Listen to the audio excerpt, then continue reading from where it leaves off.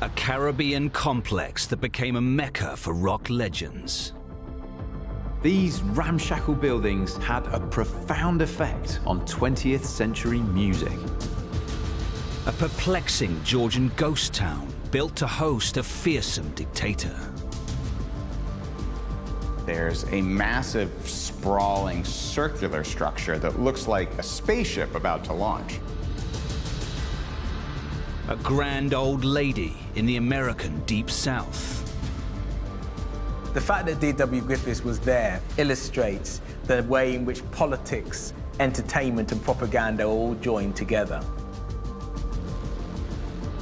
And a concrete megastructure created as an act of defiance. This was a real sort of David and Goliath situation.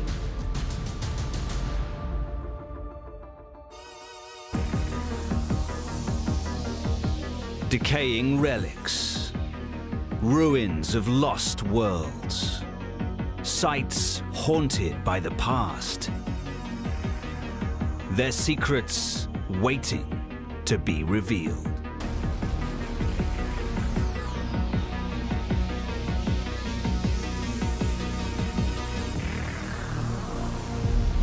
On the lush Caribbean island of Montserrat lies a small facility that had a giant impact.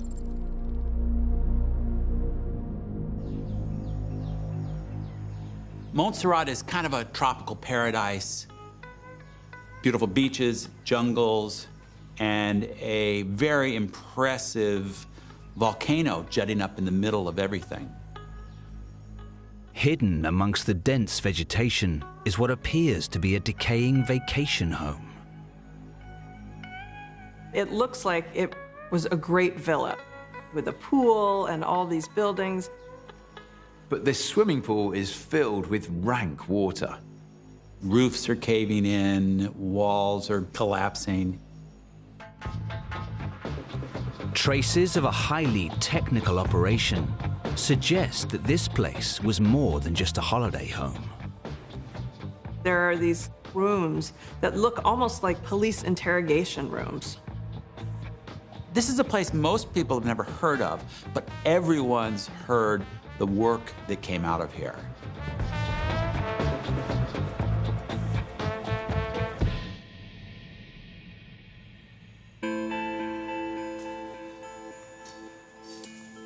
Danny Sweeney's life has long been intertwined with the story of this hillside retreat.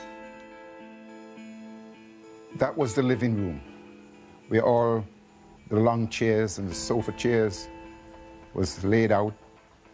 This place here is the kitchen where the chef prepared all the meals. When they finished the meal, they would bring it out here on a long table. It was set here, with chairs on both sides. Lots of drinking, lots of beer drinking. But it wasn't just built for relaxation. This was a place of work.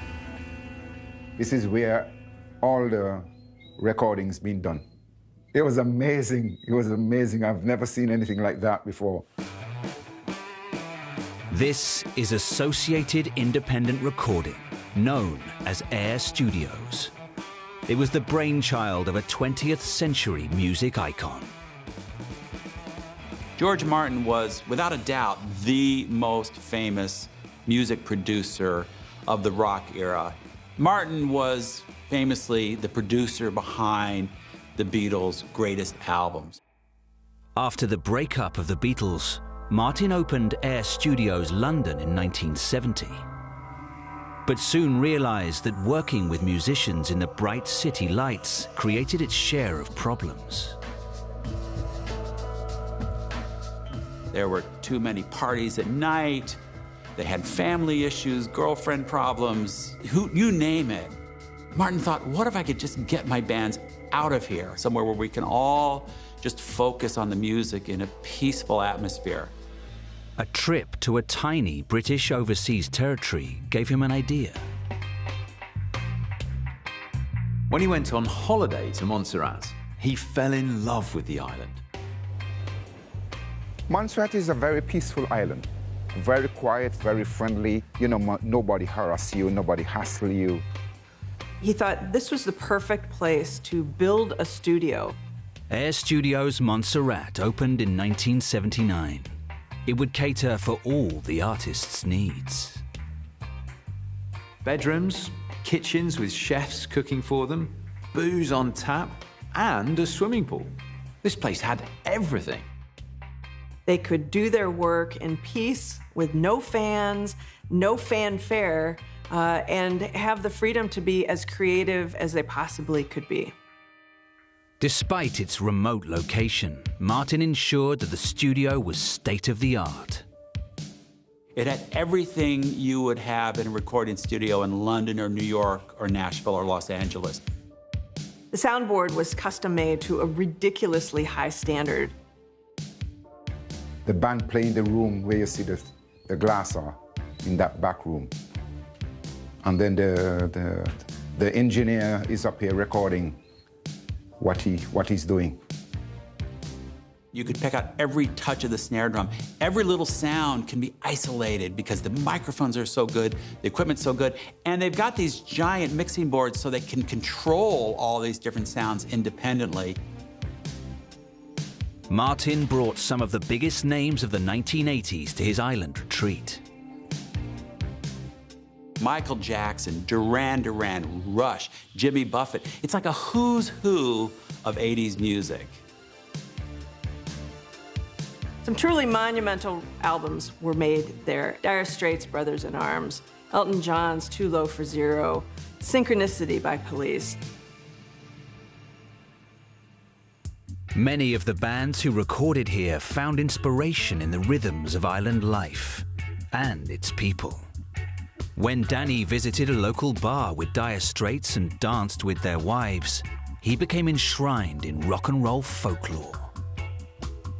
They have a band called Burning Flames from Antigua, very famous Antiguan band. And they started playing, and the music moves me. We dance and dance and dance and dance. Little did he know that Dire Straits singer-songwriter Mark Knopfler was taking notes. Soon afterwards, the band brought Danny up to Air Studios. I was feeling a bit timid into the studio. And Mark said, do you want to hear what we are doing, what our music? And he started playing Walk of Life. And I said, wow, Mark, that's a bloody good hit. He said, do you know that I wrote that song on you? That's why he said, oh yes, the boy can play. He can show you the motion.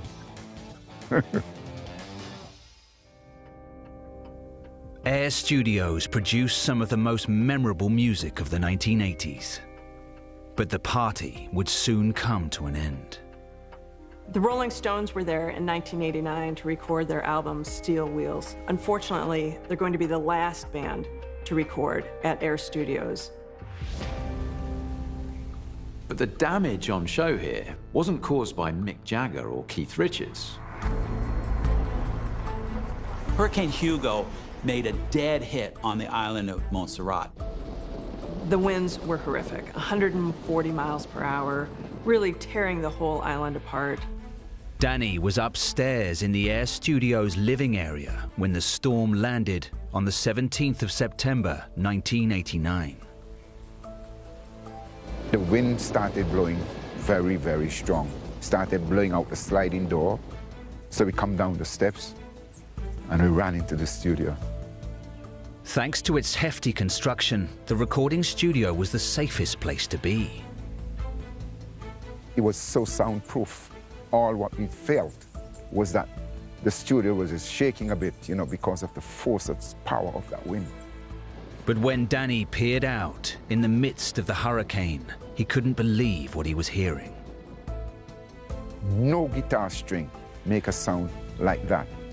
It was wistful. I think that's the devil itself going there.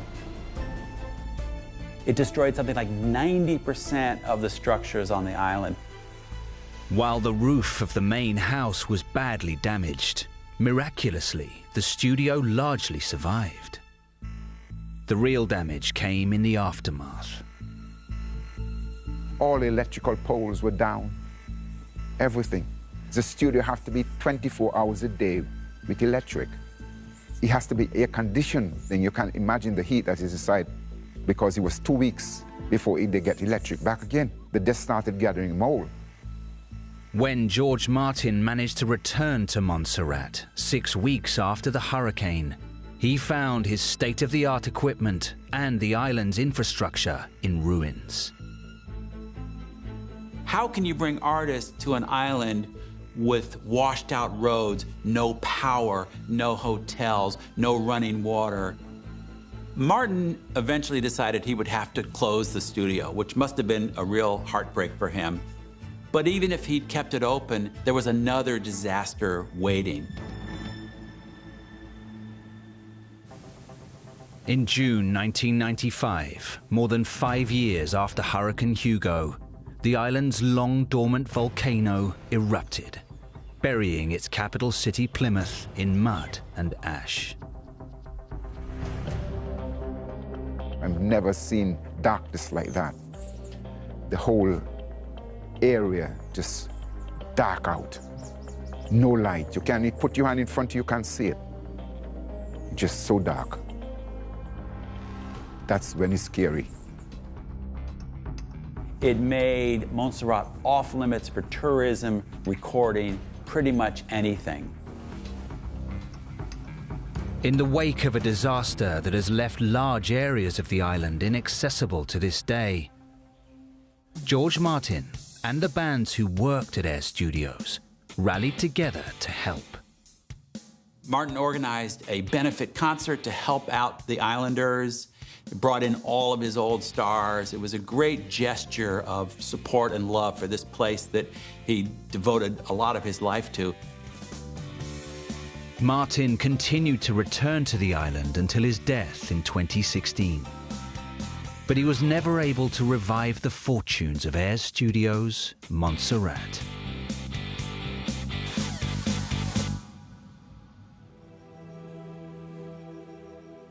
For generations, the music produced here provided a soundtrack to people's lives.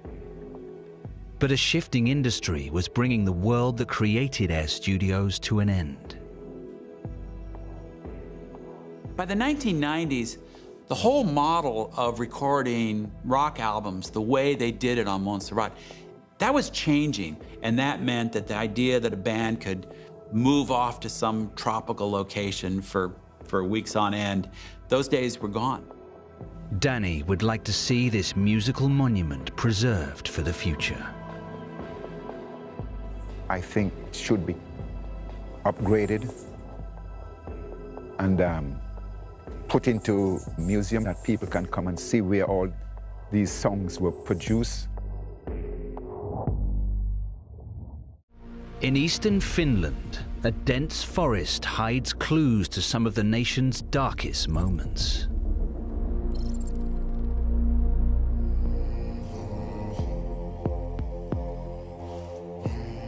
When you think about Finland, you think of the beautiful boreal forests, lots of pine trees, and then you see a deep chasm cut into the ground, and you have to wonder what's going on. And if I walk north and south of this area, I find more places like this. This is part of Finland's biggest ever engineering and building project. The vast network was intended to stave off the ultimate threat to Finland's very existence. This was a real sort of David and Goliath situation.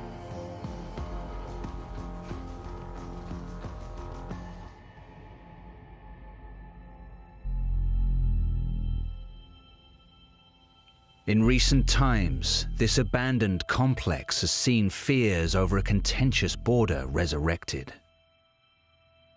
Following Russia's invasion of Ukraine in 2022, Finland applied for NATO membership. Like many countries along Russia's epic border, they have a problematic relationship with their big brother next door. But to many Finnish people, the fight for independence is fresh in the memory. We think of Finland as someplace that's always been there, and of course, in a sense, it always was. But Finland only became independent from Russia in 1917. After the 1917 revolutions in Russia, it is not part of the Soviet Union. And the Soviet Union wants it back. The 30th of November, 1939. With Hitler's forces pounding Poland, Stalin seizes his opportunity. A faked border incident gives him the excuse he needs. While the world is distracted by events in Poland, he invades with this massive army, 500,000 troops, plenty of air power, lots of artillery, lots of tanks. Stalin, completely outpowered them. He outgunned them. He was essentially, 5-to-1 in terms of the numbers. But the Red Army struggles with the Finnish terrain and winter weather. The Soviets discover that the Finnish people are not going to be defeated easily. The Finns employ a new weapon named after the Soviet foreign minister, the Molotov cocktail. An improvised petrol bomb, they hone its design and tactical use and begin to mass-produce them in distilleries. And it's impressive that the Finns are able to stave off this, but they are ground down by the sheer weight of Soviet manpower and materiel. In March 1940, Finland is forced to sign the humiliating Treaty of Moscow. The Russian invasion left Finland on its knees. We were out of ammunition, food and finance, so peace was the only option. They took about 10% of our land, and about 500,000 refugees flooded Finland. Kristina Passila has spent years investigating Finland's response to this dire situation. A great endeavor designed to protect Finnish independence. I've been exploring these places since I was a child.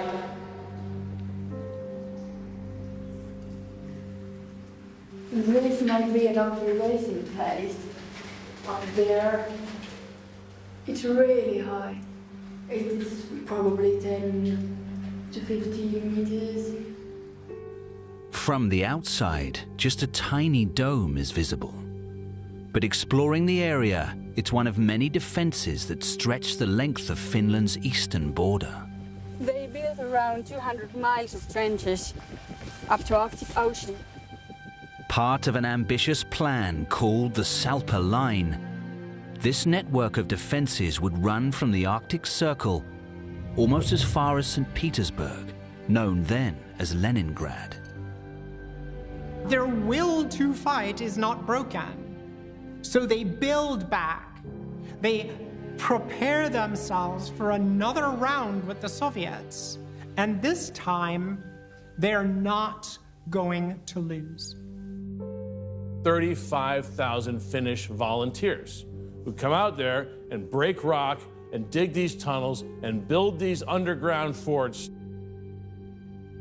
They will build a line 750 miles long from the south to the north, sealing that frontier with the Soviet Union. Here you can see how these caves were built, and here you can see how they blasted the rock. By using valuable information gained from the first invasion, the Finns made certain they were ready to better defend their territory. It's very hard to get building materials out there in sufficient quantity. They decide to use local materials, big boulders, which they arrange in formations as tank traps to stop these spearheads of Russian armor from racing into Finland. They learned a lesson from the Winter War. They built bunkers before the war, but they had blind spots. They corrected it here. There would have been another one in there shooting this way, and there would have been no blind spots. All of these trees would have been cleared away, and the machine gun would have been able to command the whole area. Construction of the line would prove a mammoth logistical test for the small nation. You've got a country of no more than 4 million people, essentially a bunch of volunteers which are mostly farmers, and you're trying to construct a major engineering, one of the biggest engineering constructs in Finnish history. What Finland lacks in resources and manpower, it makes up for with ingenuity and resourcefulness. The Finns have got to recycle. And the one resource they have aplenty is destroyed Soviet tanks. It's all overgrown. You can't really go inside. This is a broken old Russian tank, and they used it to fire against Russians. Russia's loss is Finland's gain. But the Soviets were about to receive a timely boost. As the Allies began a massive armaments program to assist Stalin in defeating Hitler, they would also equip him to try and take back Finland. Tank production has increased, munitions production has increased, and now the newly equipped Soviet army is once again going to be a threat to Finland. And the Salpa line in Finland's only sort of half built, so the Finnish have to really put a lot of energy into trying to build their defenses and quickly, because the Russians could be on their doorstep any minute.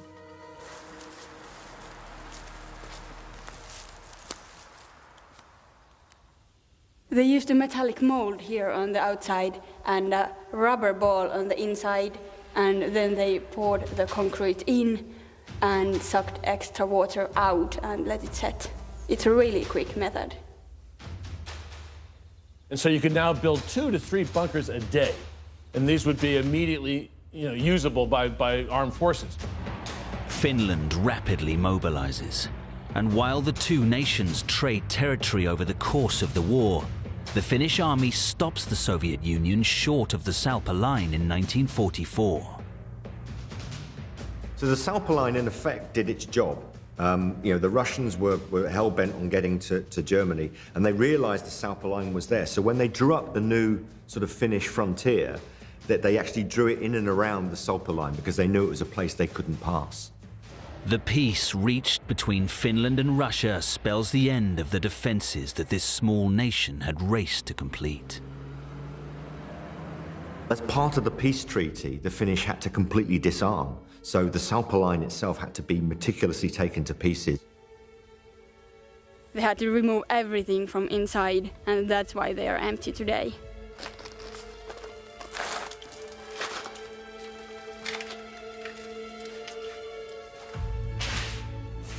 This is almost like the last day it was left. These are one of the best preserved bunkers in the world from Second World War, because this never saw battle.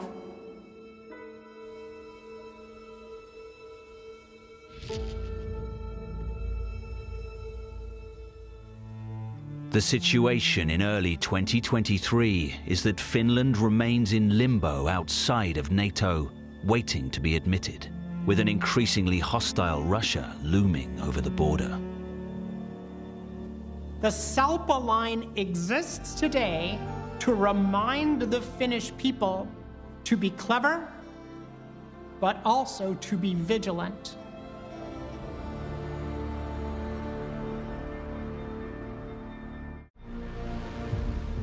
In Pine Bluff, Arkansas, is a relic of the Old South.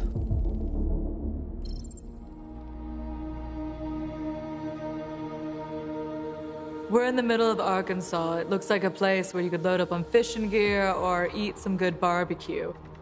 Rising from the street, we see this tall, imposing brick structure. This building is striking. It dominates the street.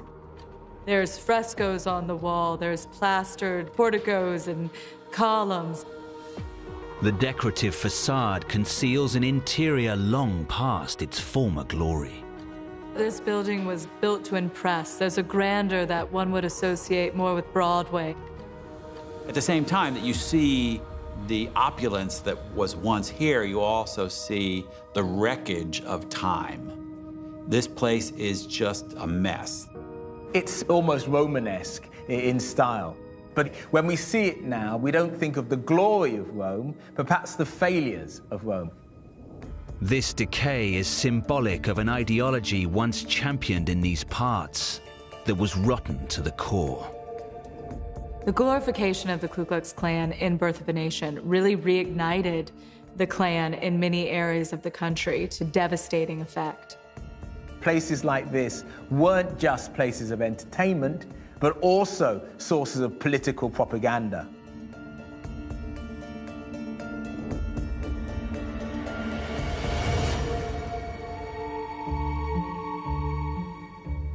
Kathy Majewska works to ensure this building's history is never forgotten, a history she is very much part of.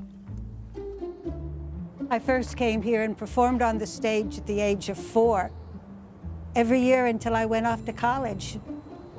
I feel very excited about coming here today because there is that thought that this grand old lady still can be preserved. When you would come into the lobby in the old days, this would be where the box office would be. Pink marble, beautiful ironwork would be scrolled there, wonderful crystal chandelier, and over here would be these beautiful big French darkened mirrors that would reflect the chandelier, reflect the marble. This is the Pine Bluff Sanger Theatre. Opened in 1924, it provided the height of luxury for up to 1,500 guests from Arkansas and beyond. This theater was built by the Sanger brothers, a pair of entrepreneurs from New Orleans who built an enormous chain of movie theaters during the glory days of motion pictures. Their theaters were known for opulence. They were known for over-the-top artistic excess of a sort. They wanted people to feel like they were royalty. The opening night was a huge, huge celebration in Arkansas, and it was attended by everybody from the governor of Arkansas to the international movie star and vamp, Gloria Swanson. For weeks before the theater opened, there were newspaper articles saying what the well-dressed gentleman and lady would wear. It was a glittering spectacular with everyone dressed to the nines. So it was a big event. Featuring a wide variety of acts, it soon became known as the showplace of the South. Theatres like this in the 1920s were expected to provide entertainment for different audiences. Sometimes the theatrical stage would be home to a circus. At other times, there would be films shown here, but with a classical orchestra. At other moments, vaudeville acts and comedians would grace the stage. Every major Broadway show made it on this stage. The creme de la creme performed at this stage. It was incredibly exciting. John Philip Sousa, Harry Houdini, the Ziegfeld Follies, even Roy Rogers and his horse Trigger.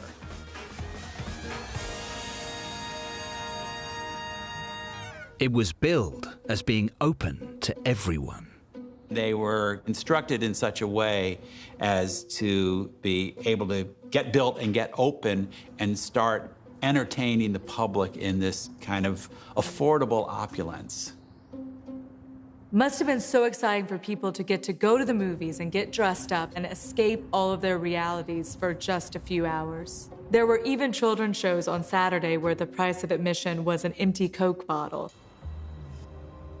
But in America's Jim Crow South, this inclusivity only stretched so far. This theater also encapsulates a dark element in this country's history. Segregation was a fundamental aspect of American society in the 1920s and even up to the 1960s. Segregation was even enshrined in the law in the notorious Supreme Court decision Plessy versus Ferguson in 1896. So that was the law of the land, especially in southern areas like Pine Bluff, Arkansas. This racial discrimination was built into the structure itself. So the white guest, of course, got to experience all the luxuries of the theater. They got to see the white marbled floors and the chandeliers. However, the black patrons and patrons of color had to go up the side entrance and sit in the very top of the balcony. The African-American audience was forced to watch in the worst and the restricted view, separated from their white counterparts. And the theater did not just adhere to the rules of segregation, it fueled the very fire that kept it alive. The opening was attended by the world-famous director D.W. Griffith. Griffith was a pioneering director who really invented the language of filmmaking, but he was also a horrible racist. And of course, his movie Birth of a Nation is very discredited today because it has horrible depictions not only of black folks, but also lionizes the Ku Klux Klan. Birth of a Nation was the film that gave birth to the second wave of the Ku Klux Klan. So the fact that D.W. Griffith was there illustrates the way in which politics, entertainment, and propaganda are all joined together. The battles fought by civil rights campaigners in the 1950s and 60s were long and arduous. But eventually, segregation was legally ended in America, allowing performers to entertain audiences at the Pine Bluff Theater without prejudice. Although the rise of television saw audiences to theaters dwindle, many evolved to champion local talents like Kathy. The feelings of this stage, take a moment. Can't you feel the atmosphere? Look at it. It's waiting. There's a pulse and a beat to this theater. Every one of our stars that came here began to whisper. You whisper backstage, and that's the feel of this theater. Now, acoustically, listen, acoustically perfect theater. Hello? That was one of the amazingly wonderful things about these old theaters. Can you imagine somebody that really knows how to project those voices? Eventually, it was outpaced by the modern world. Gradually, the American lifestyle changed. People started moving out of the city where you could walk to your local theater. Another challenge for these businesses was these big old theaters were very expensive to maintain. This was a big space to air condition, and coming downtown, people didn't want to do it. So people would go to smaller theaters in the malls, so it closed its doors. And then it was just left to sit here. But Kathy's love affair with this theater wouldn't end there. I came back to Pine Bluff in the 90s, so you see all that time the theater had just been sitting here. But still, it was just cosmetic parts that needed to be restored. The bones of this building are tremendous. I was riding my bicycle with my son, passed by here and thought, what can we do? And I said, let's do film festivals. Good evening, ladies and gentlemen, and welcome to our third annual film festival. Kathy's Pine Bluff Film Festival had its inaugural event in 1994. Bringing the silver screen back home, it ran for 14 successful years. You know, in a small town like Pine Bluff, a theater really becomes the center of the community where they all gather and get together and have a shared experience. Without Kathy and people like her, buildings like this wouldn't be saved, and we would lose a moment in history.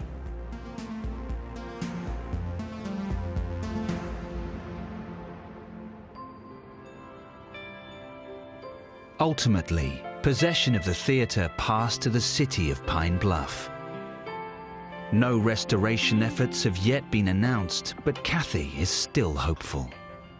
For me to see this theater restored is fulfilling a promise that I made to this theater a long time ago, that I would do everything possible to see this theater breathe again. And all of the spirits and ghosts that inhabit this building, they're ready for the opening.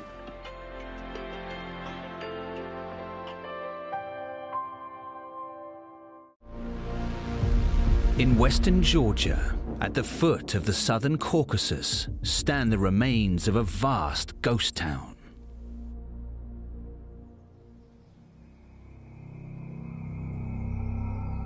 In the middle of these lush forests and rolling hills sits a town that's made up of these huge, elaborate structures.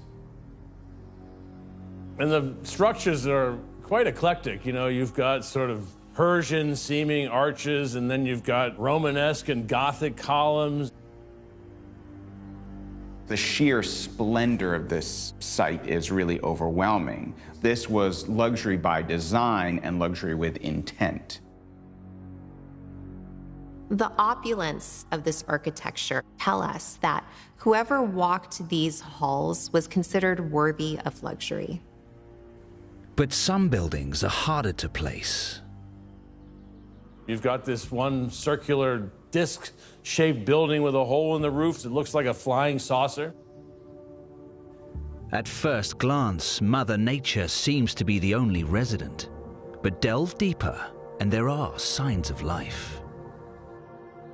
Some are still in use. There are families and small communities living here amongst the grandeur of these ruins. Whole populations were driven from their homes, and they found refuge in these abandoned buildings.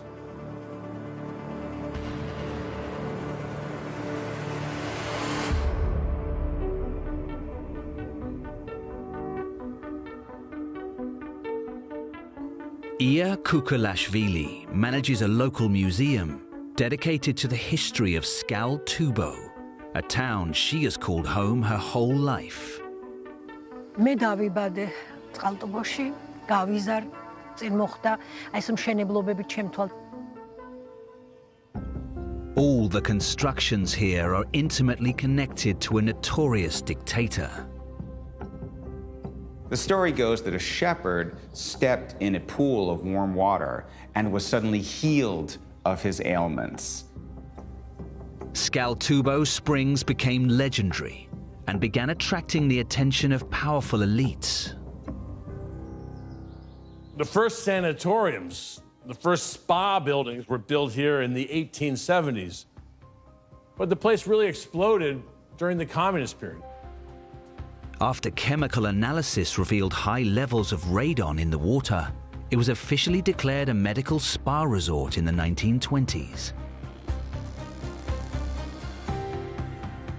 The spa's most famous patient of all first visited in 1931. And then he came back in 1951, and by then he was so powerful that they built him his own bathhouse that only he could use. And that guy was Joseph Stalin.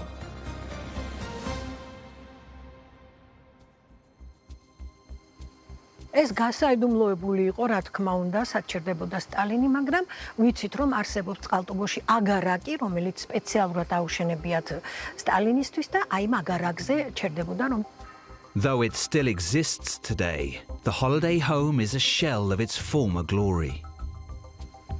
ძალიან კარგი იყო ყველაფერი მარმარილოთი მოპირკეთებული. ჩემ დროს მე მოვესწარი მარმარილოს ბუხარს, რომელიც მთლიანად მარმარილოთი იყო მოპირკეთებული. This wasn't the only place in the region he stayed. Georgia was Stalin's homeland. Stalin was born in 1878 in Gori, which is a small town in the central part of Georgia, which also fell under Imperial Russian rule. Growing up, Stalin spoke only Georgian. He only learned Russian as a second language in school. His father was a hard-drinking cobbler with a terrible temper. His mother was a very pious, religious woman with a warm heart. Stalin took after the mother to a degree in this sense that he went to seminary until he was about 20 years old. But he would soon stray from this path and find his way into politics. He would join the Russian Social Democratic Labor Party, which would later split into the Bolshevik and Menshevik factions. After instigating several workers' strikes, Stalin found he was getting a lot of uncomfortable attention from the legal authorities, so he retreated from ordinary life to become a full-time revolutionary. His dedication soon paid off.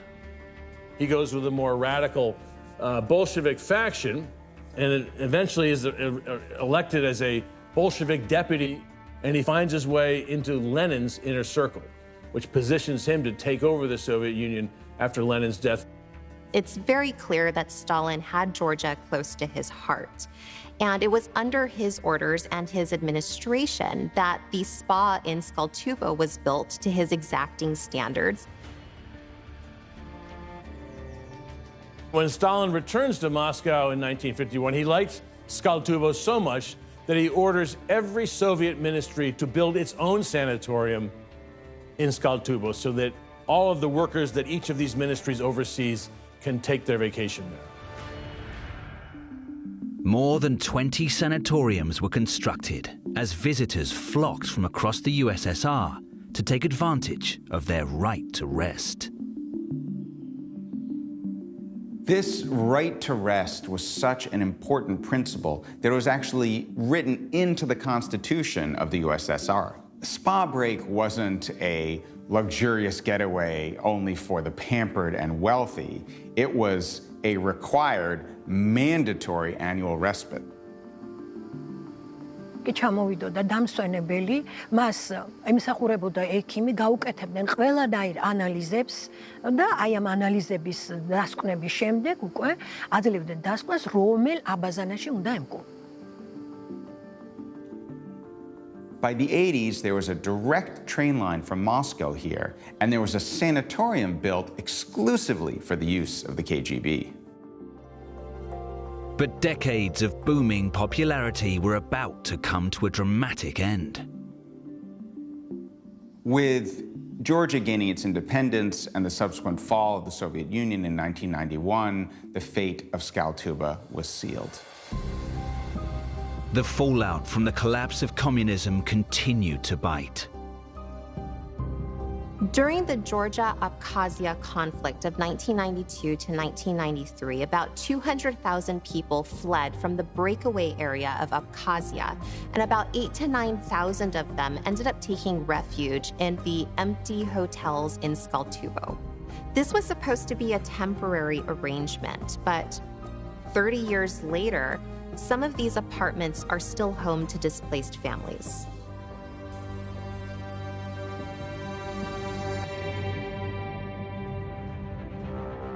Despite the eerie silence on these streets, Ia now has reason to be hopeful again. წლები აქვს ჩემს ქალაქს. გენერალური გეგმა და პრემიერი სულ ახალ ერთი კვირის წინანდელი ვიზიტი ძალიან დიდ იმედს მაძლევს, რომ ის ჩემი ბავშვობის ჭრელა-ჭრულა სიზმრები, რომელიც მთელი ცხოვრება მსდევს, ისევ გაცოცხლდება და ისევ დაბრუნდება ჩემს ქალაქს.